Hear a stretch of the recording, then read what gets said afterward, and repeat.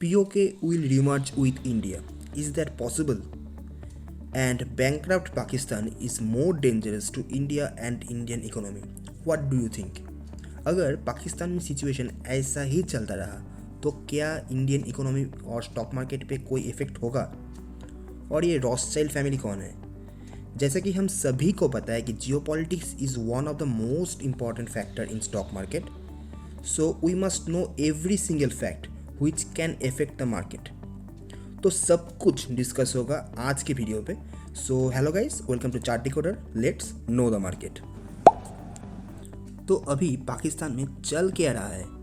ये देश एकदम बैंकरप्ट हो चुका है। मोर देन $200 बिलियन अभी इसका लोन है और इसका फॉरेक्स रिजर्व है शायद $2-3 बिलियन के आसपास, जो कि एकदम कम है। And China, Japan, Saudi, UAE, इन सभी से इन्होंने बहुत ज़्यादा लोन लेके रखा है। तो अभी आप स्क्रीन पे देख ही सकते हैं, industrial shutdown in Pakistan, Honda shutdown for a week, Toyota shutdown, Maruti Suzuki shutdown. तो इतना जल्दी अभी तो ये सब कुछ ठीक नहीं होने वाला। तो अभी जो करंट सिनेरियो है पाकिस्तान का, वहाँ पे 33% इन्फ्लेशन है। पेट्रोल प्राइस जो है वो है 272 पाकिस्तानी रुपये पर लीटर, मिल्क है 210 पाकिस्तानी रुपये पर litre, and gas price hiked by 113%। तो अब समझ ही सकते हैं वहाँ का सिनेरियो अभी क्या है। तो इन सब कुछ का रीज़न क्या है? जो हम सभी को पता है कि mess up that they made on their own, मतलब state sponsored terrorism, no economic development. Pakistan सिर्फ आतंकवादियों को, टेररिस्ट को पालता रहा, उनका सब कुछ करता रहा, लेकिन अपना खुद का जो डेवलपमेंट है, अपना खुद का देश का जो डेवलपमेंट है, उस पर एकदम ही ध्यान नहीं दिया, और जिसका रिजल्ट आज हमें वहाँ पे देखने को मिल रहा है। तो अभी इन सब से हमें क्या लेना देना है? तो देखते हैं, जो भी क्वेश्चंस हमारे माइंड पे अराइज कर सकता था वो सभी हम यहाँ पे प्रेजेंट किए हुए हैं। Should we concern about it? Will it affect India and Indian economy? Will it affect Indian stock market और नॉट? तो इन सभी क्वेश्चंस जो हमारे stock market point of view से हमारे मन पे आ सकता था, वो सभी हम यहाँ पे लेके आए हैं। तो यहाँ पे आप एक चीज़ समझ लीजिए, ये जो इफेक्ट होगा ना, वो 2 टाइप का होगा। एक होगा शॉर्ट टर्म इफेक्ट, दूसरा होगा लॉन्ग टर्म इफेक्ट। तो शॉर्ट टर्म इफेक्ट पे ये थोड़ा सा मार्केट पे हमें कुछ डाउन ट्रेंड दिखने को मिल सकता है, yes. And long term effect पे अभी तो मैं बोलूँगा नो, क्योंकि अभी बहुत ज़्यादा फैक्टर्स है, सब कुछ डिस्कस होगा धीरे धीरे इस वीडियो पे ही। तो सबसे पहले एक चीज़ यहाँ पे हमें याद रखना पड़ेगा, वो क्या है? Trade between India and Pakistan is not going on, so no trade related problem we will face.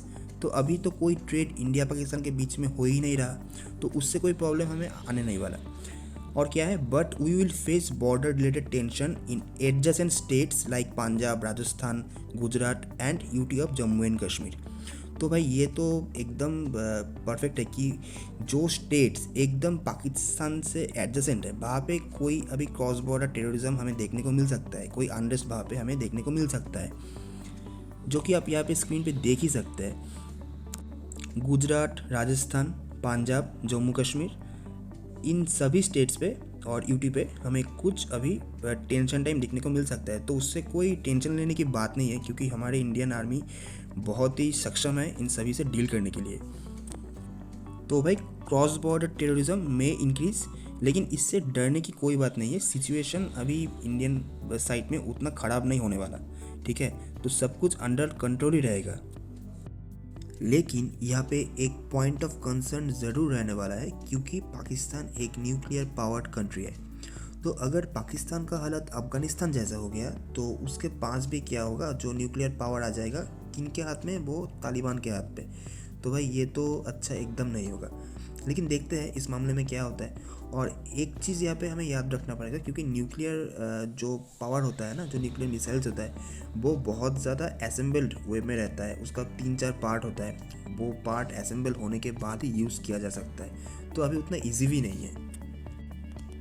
तो अभी आते हैं इकोनॉमिक पॉइंट ऑफ व्यू पे। तो यहाँ पे आप स्क्रीन पे देख सकते हैं कि ये एक न्यूज़ आर्टिकल है, no bail out from IMF। तो इंटरनेशनल मॉनेटरी फंड पाकिस्तान को अभी कोई हेल्प नहीं करने वाला।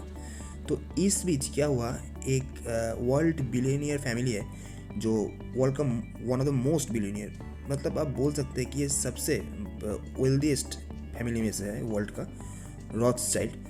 उन्होंने अभी पाकिस्तान को हेल्प करने के बारे में सोचा है, मतलब पाकिस्तान ने उनको अप्रोच किया उनसे हेल्प के लिए, तो अभी शायद वो उनको हेल्प कर सकता है। तो यहाँ पे एक पॉइंट आप ज़रा सोच के देखना, मतलब शायद आपको पता हो कि ये रॉथस्चाइल्ड जो फैमिली है वो एक ज्यूइश फैमिली है, और पाकिस्तान तो सारा टाइम इजराइल के अगेंस्ट बोलता रहा, लेकिन अभी जाके क्या हुआ, उनको एक ज्यूइश फैमिली के सामने ही गिड़गिड़ाना पड़ा हेल्प के लिए।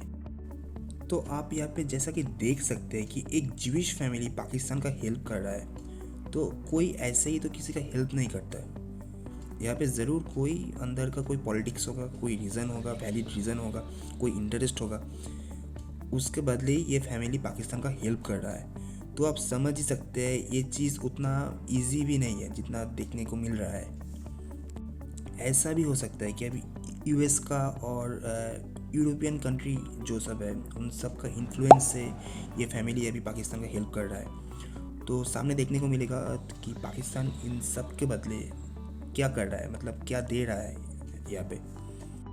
तो भाई अभी पाकिस्तान पे अगर इतना इकोनॉमिक इंस्टेबिलिटी रहेगा तो भाई पाकिस्तान तो टूटने वाला है, ये 100% श्योर है। Disintegration will happen for sure. और जैसा कि हम सभी को पता है कि पाकिस्तान पे अभी 4 प्रोविंस है, एक है बालूचिस्तान, दूसरा है सिंध, तीसरा है पंजाब, और चौथा है कौन सा वाला, खैबर पख्तून। तो यहाँ पे बालूचिस्तान जो है वो सबसे नेग्लेक्टेड एरिया है, जहाँ पे पाकिस्तानियों ने कोई डेवलपमेंट नहीं किया।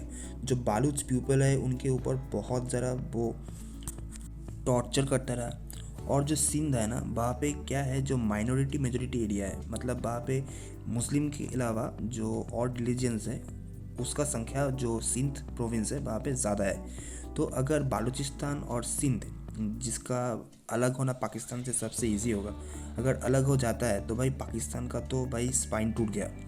और एक बात जो है कि CPEC मतलब चाइना पाकिस्तान इकोनॉमिक कॉरिडोर जो बालूचिस्तान से होके जाता था, तो वहाँ पे अभी चाइना को भी बहुत ज़्यादा प्रॉब्लम फेस करने को मिल रहा है, उनके ऊपर बहुत ज़्यादा अटैक भी हो रहा है। तो भाई पाकिस्तान तो टूटेगा ही।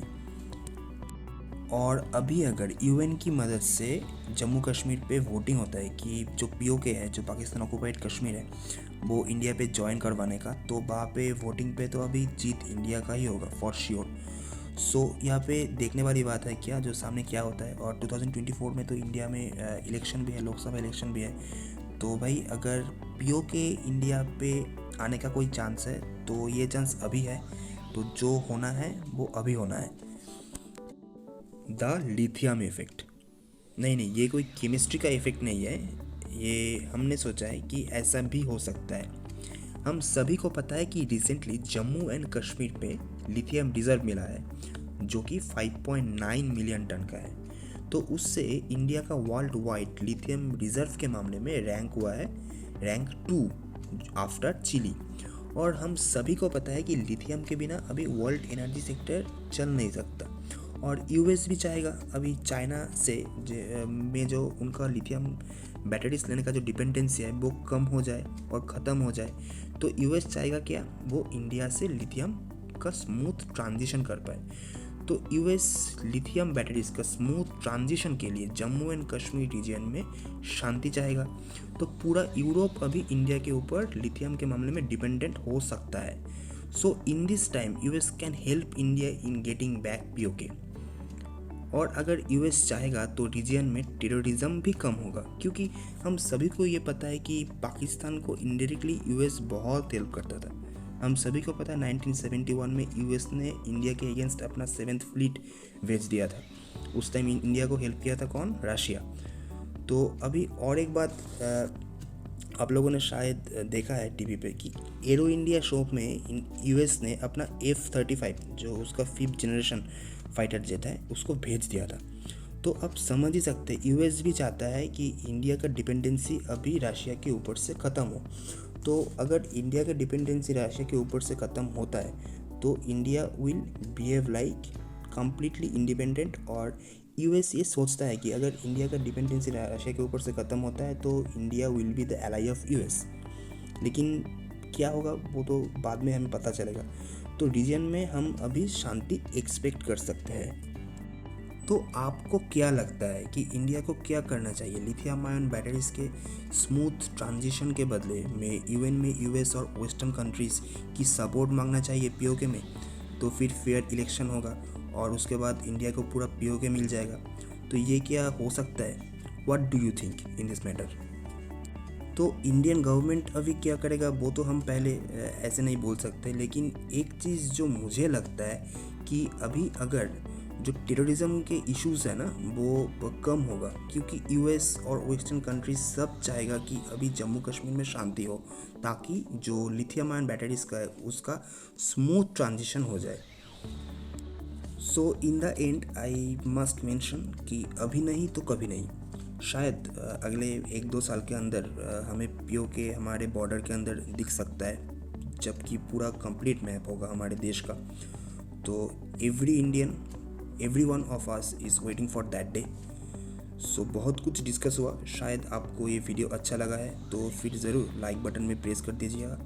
तो thank you all for watching our video, and if you are not subscribed to Chart Decoder, then subscribe now for more such interesting contents.